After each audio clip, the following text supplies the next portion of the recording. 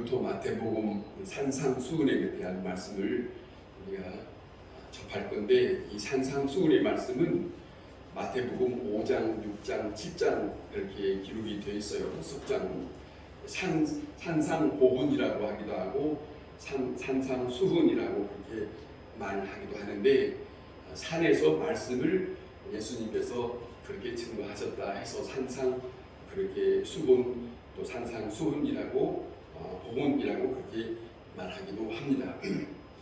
자, 이 말씀에는 중요한 것은 하나님의 자녀들이 이 땅에서 살아갈 때에 어떻게 살아가야 되겠느냐 하는 말씀을 우리에게 잘 전해주고 있어요. 그것을 우리가 꼭 잊지 말아야 되는데, 이 산상수훈이 복음 전체의 중심이 되고 있어요. 다시 말하면 예수님이 말씀을 증거할 때에 이 말씀에 가장 바탕을 두고 여러 가지 말씀을 여기 가서 전하시고 저기 가서 전하시면서 이것이 기본적인 거예요. 이것이 아주 기본적인 그런 말씀을 지니고 있기 때문에 중심이 되고 있는데, 또 어떤 사람은 이렇게 말하기도 합니다. 성경의 전체의 핵심은 이 산상수훈에 있다, 그렇게 말하기도 합니다. 대단히 중요한 말씀인데, 좀 전에 말씀드린 것처럼 기독교의 예수 믿는 사람들의 지켜야 할 도리, 어려운 말로 윤리라고 그렇게 말합니다. 지켜야 할 그 도리, 그 교리, 또 이 복음의 내용이 담겨져 있는 귀한 말씀이라 하는 것을 우리는 생각해서 결코 떨쳐서는 안 된다 하는 말씀을 기억을 해야 할 것입니다. 성경에 66권이 있습니다. 근데 이 66권이 다 없어진다 할지라도 이 석장만 있으면 된다라고 하고 말하는 분도 있어요. 그만큼 마태복음 5장, 6장, 7장에 있는 말씀이 아주 중요한 말씀이에요. 그런 말씀을 우리가 쭉 듣게 될 것이다 하는 말씀입니다. 한국 교회가 신앙적으로 이렇게 흔들리고, 그리고 믿는 사람들이 많이 흔들려서 이단으로 속하고, 그리고 믿음으로 어떻게 살아갈지 모르고 하는 원인이 다른 데 있는 것이 아닙니다.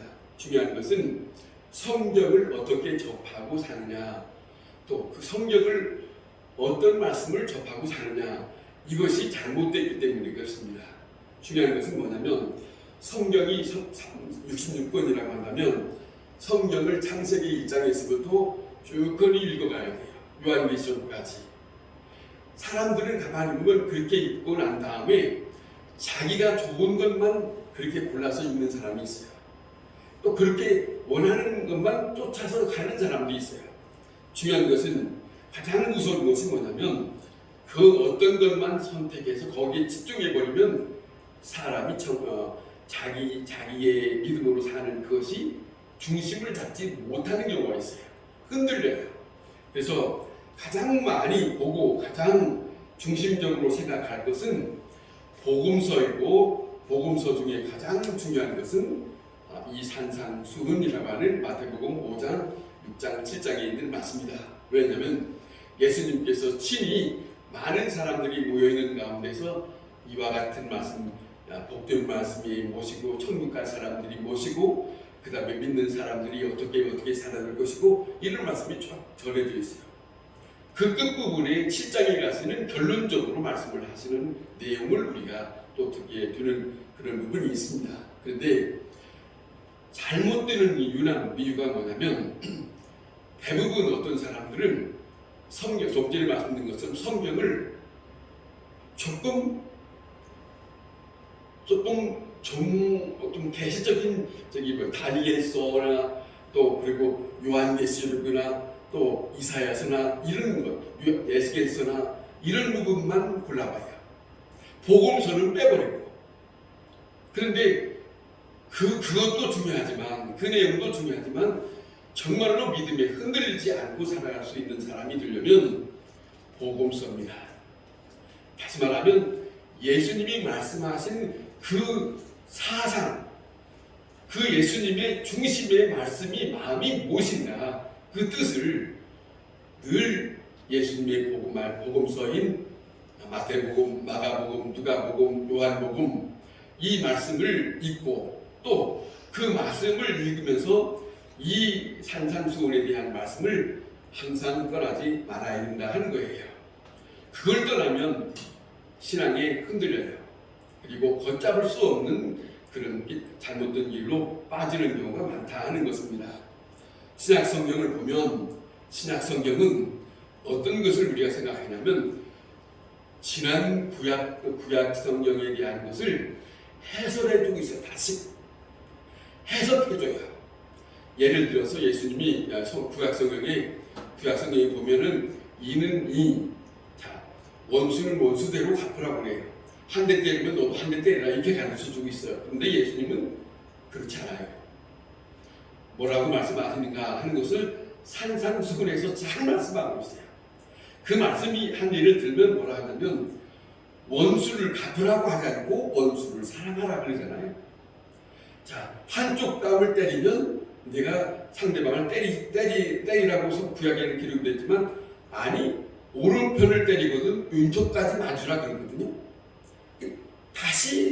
다시 새롭게 하나님의 사람으로서 살아갈 수 있는 부분을 예수님은 육신의 몸을 입고 오신 이곳에 오신 하나님이시잖아요. 그분이 친히 우리에게 재해석해 주는 거예요. 그러니까 이 산상수훈이 얼마나 중요한 말씀인가 하는 것을 우리는 놓쳐서는 안 된다 하는 말씀인데 구약만 매달리면 안 돼요. 구약만 매달려서는 안 된다. 구약 매달리기 전에 늘 신약을 떠나지 말아야 된다 하는 것이고요. 그 다음에 똑같은 신약 중에서도 복음서를 보면서 그 다음에 사도행전과 그 다음에 사도 바울이 기록했던 서신서에 대한 말씀을 참고로 보는 거예요. 사실은 복음서, 다시 말씀드리면 복음서는 예수님의 사상이 담겨 있다면 실제적인 믿음의 삶에 대한 실천적인 부분은 사도 바울 선생이 기록하고 있는 서신적인 부분이 많이 있어요.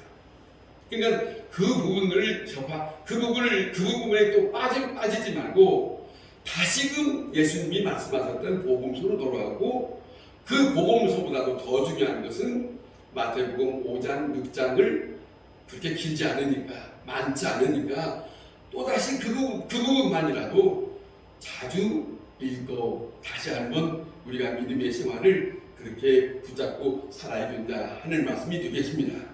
그런데 복음서는 전혀 상관없이 어떤 사람들은 시편과 전도서 그리고 자문을 좋아하는 사람들이 있어요. 그런데 시편, 자문, 전도서를 좋아하는 것도 좋아하는 건데 또 그것만 또 어느 교회는 그것만 죽자 살자 그것만 하는 교회도 있더라고요 보니까. 근데 만약에 그쪽으로만 간다면 인생은 헛되도다 그것만 생각하고 말아요. 그쪽으로 빠질 수 있어요. 그러니까 절대로 편견적인 자기들이 좋아하는 것만 그렇게 보고 살 수 있는 것은 아니다 하는 것을 우리가 성경을 보는 기독교인들의 입장에서는 꼭 그 입장을 떠나서는 안 된다 하는 거예요. 우리는 복음, 주님이 말씀하셨던 하나님의 나라의 백성으로서 필요한 그런 복음적인 말씀이 무엇인가 이것을 결코 저버려서는 안 된다 하는 말씀을 기억해야 합니다. 우리 교회는 복음서를 기초하고 있어요. 복음서 중에서도 가장 중요한 것은 계속 말씀드리고 있는 이 산상수훈의 말씀이 기록되어 있는 말씀이라고 하는 여기에 기반 두고 있다고 하는 것을 우리는 결코 잊지 말아야 된다. 우리의 신앙이 정말로 성장할 수 있고 잘못되지 않고 바르게 성장할 수 있는 것은 기도에 대한 것도 어떻게 하는 건지, 금식하는 것도 어떻게 해야 되는 건지, 봉사를 어떻게 해야 되는 건지 이 말씀을 산상수훈에 예수님이 말씀하셨어요. 그러니까 내가 다시금 봉사할 때, 내가 전도할 때, 내가 금식할 때 그거 하기 전에 먼저 주님이 우리에게 이 말씀을 주셨는데 어떻게 살라고 하는 것인지 다시 한번 읽어보고 흐트러지지 않는 우리의 마음을 가다듬을 수 있는 중요한 것은 산상수훈의 말씀이다 하는 것을 다시 한번 기억을 해야 할 것이다 하는 말씀입니다. 자, 마태복음은 유대인들에게 대하여 주어진 책입니다. 마태복음은 무슨 말씀인지 한번 들어보세요. 구약 성경의 맨 끝에는 말라기서가 기록이 되어 있어요. 말라기서에 기록이 되는데 이 말라기서가 기록되고 난 다음에 선지자가 죽고 난 다음에 400년 동안은 이스라엘 백성들에게 모든 말씀이 끊겼어요. 그 어느 선지자가 나타나는 것도 아니고 그 어느 하나님의 종이 나타나서 말씀을 전해준 일이 없어요. 400년 동안. 그런데 이 400년 동안 조용하게 되었는데 조용한 가운데서 하나님의 음성을 들을 수 없는 그런 기간 동안 있었는데 중요한 것은 아브라함 때부터 하나님께서 하나님의 백성들에게 필요한 말씀들을 전하기 위해서 이 사람 저 사람들을 하나님이 택해서 말씀을 전하게 하셨어요. 때로는 왕도, 때로는 선지자도, 때로는 사사도, 때로는 예언자를 선택해서 일하게 하셨어요. 말라기서에 딱 끊어지면 이제는 400년이라고 하는 그동안에 이스라엘 백성들에게는 하나님의 말씀을 들을 수가 없었기 때문에 저들에게는 상당히 고민스러운 시간이 되었어요. 그런 시간이 그게 구약의 마지막 부분에서 신약이 기록이 되어 있는 예수님이 오시기 전까지 이에 대한 400년 동안의 이 시간 말입니다. 근데 말라기의 앞부분에 앞으로 메시아가 오겠다고 하는 말씀이 소개되고 있습니다. 메시아가 오시겠다고 소개되어 약속되어 있어요. 말라기서에. 그렇기 때문에 이 이스라엘 백성들에게는 말라기서에서 말라기 선자가 이 말씀을 전했던 그 메시아를 기다리고 있어요. 그 메시아. 다시 그 오실 메시아를 기다리고 있어요. 그것이 약속이에요. 그런데 오시지 않아요. 400년 후에 가서 예수님이 오시잖아요. 마태복음이 말라기서를 연결해 주는 그 복음의 연결 부분이 바로 그 부분이에요. 그 부분이에요. 400년 후에 예수님이 오신다, 메시아가 오신다는 말씀이 전해지고 난 그 400년 기간 그 끝에 예수님이 오셨다. 여러분이 기다렸던 메시아가 오셨다라고 하는 말씀을 소개하고 있는 그 말씀이 마태복음이에요. 그 마태복음이 그래서 유대인들에게 전해지는 말씀이다. 그렇게 신학적으로 말하고 있습니다.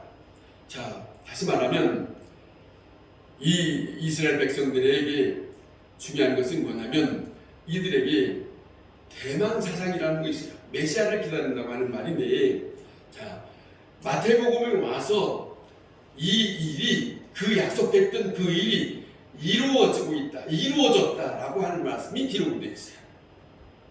약속이 이루어졌다라고 하는 말씀이 마태복음에 가서 이루어졌다는 말씀을 기록이 되어 있어요. 다시 말하면 마태복음에만 성취라는 말이 있어요. 이루어졌다라고 하는 말씀이 있어요. 그런 말씀이 이루어져요. 자, 예수님이 이런 말씀합니다. 나는 율법을 폐하려 온 것이 아니라 율법을 성취하려 왔다라고 마태복음 5장 17절에 가서 성취라고 하는 말씀을 하세요. 그러니까 구약성경의 말라기서에 400년 전에 말라기서가 약속했던 하나님의 사람이 선포했던 그 약속의 말씀이 예수님이 스스로 이제는 이 일이 이루어졌다라고 공포하고 있어요. 그 내용이 마태복음에 기록이 되어 있다 하는 말씀입니다. 그렇게 연결이 된다 하는 말씀이죠. 자, 예언은 이루어져야 합니다. 만약에 예언, 아무리 좋은 예언이라도 이루어지지 아니하면 그 예언은 예언이라고 말할 수 없는 거 아니겠습니까?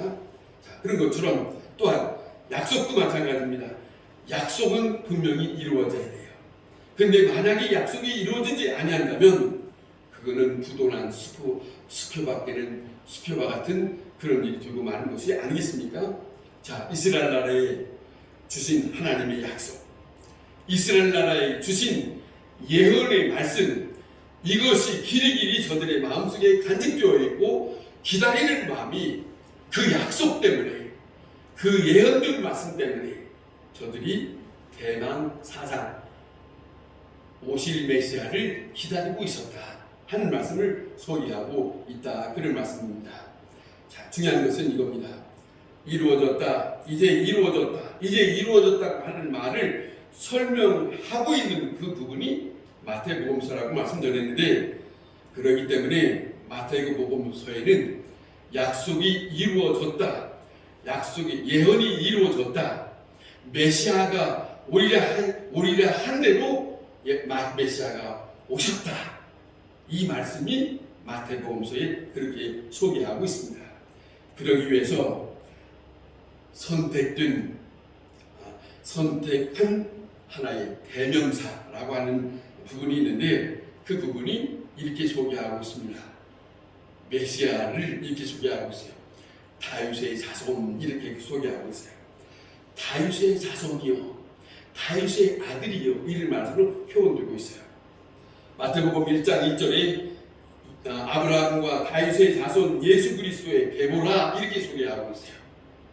그것이 다른 게 아니고 말라기서에 예언되었던 메시아에 대한 소개를 마태복음 복음서의 앞부분에 이렇게 아브라함과 다윗의 자손 예수 그리스도의 계보라, 그렇게 소개하고 설명하고 있다, 그런 말씀입니다. 그것이 다윗의 아들, 다윗의 자손, 이런 말입니다. 신약성경 전체 가운데 다윗의 아들이라는 말이 10번 중에서 7번이 마태복음에 기록이 되어 있어요. 마태복음에. 자, 그러면 왜 예수님의 별명이 왜 다윗의 아들이라고 불리워졌을까?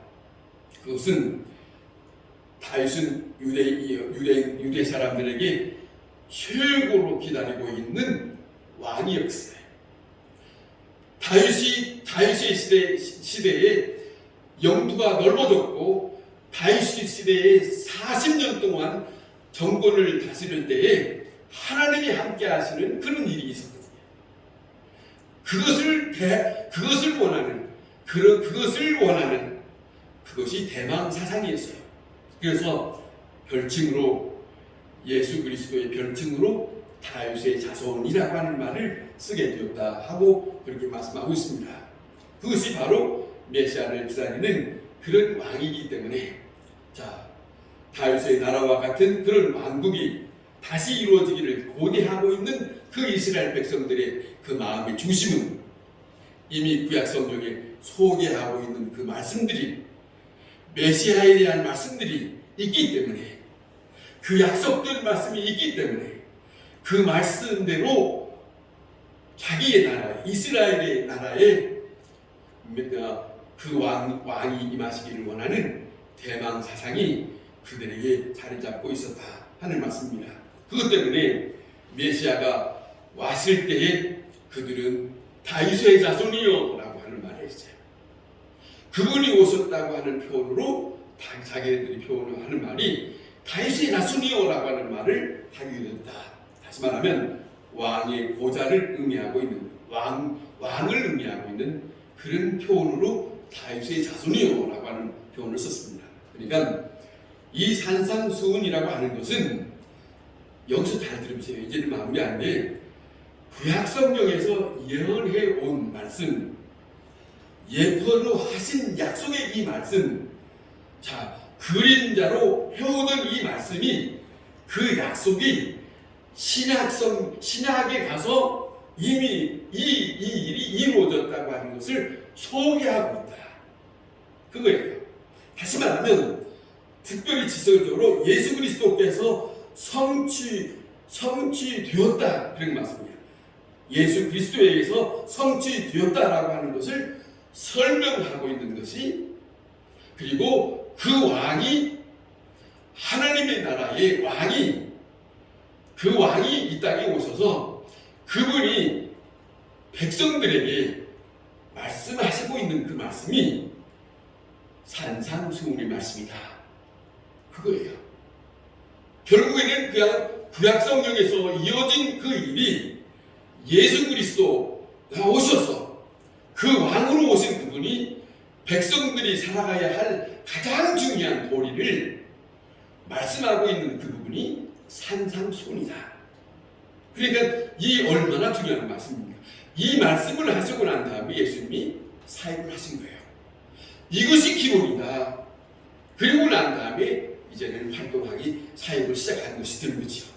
얼마나 중요한 말씀입니까? 그러니까 하나님의 백성, 어떤 자가 복이 있으며 어떤 자가 천국의 저희 것인가 하는 것을 말씀해 주시고, 그리고 하나하나 비유로 말씀하시고 저들에게 이적을 행하시고 저들에게 하나님의 백성으로 자기에게 오고 예수님의 말씀에 거하기를 원하고, 왜냐하면 이분이 왕이시니까, 이분이 왕이시니까 그런 중심이 있어요.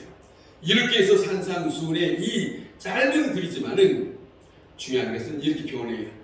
어떻게 표현하냐면, 자, 구약이라고 표현하기도 하고 신약이라고 표현을 하잖아요. 구약이라고 하는 말은 낡은 약속, 신약이라고 하는 말은 새로운 약속, 그런 말씀을 두고 말하는 거예요.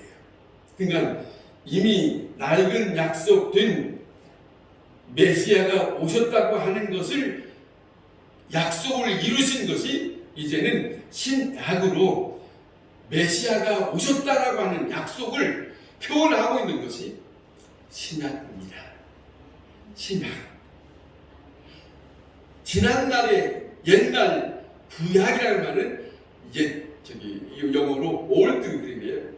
자, 그 옛날에 약속한 그 말씀이 다시 이 땅에 메시아가 오셔서 이제는 성취되었다. 이 표현하고 있는 말씀입니다. 얼마나 소중한가. 그래서 이 산상수훈이라는 말씀이 왕의 입장에서 말씀하는 말씀이기 때문에 하나님의 백성들은 이 말씀에 귀를 기울여야 한다 하는 것을 담고 있습니다. 이 말씀이 우리에게 떠나지 말아야 할 이유가 여기에 있습니다. 왜냐하면 우리가 믿는 예수 그리스도는 우리의 왕이 되시고 우리는 그분을 따라야 할 하나님의 백성인데, 그분의 말씀을 들어야 하는 가장 중심이 산상수훈의 말씀이다. 이것을 담고 있습니다. 오늘은 여기까지 말씀드리고 다음 또 이어가도록 하겠습니다.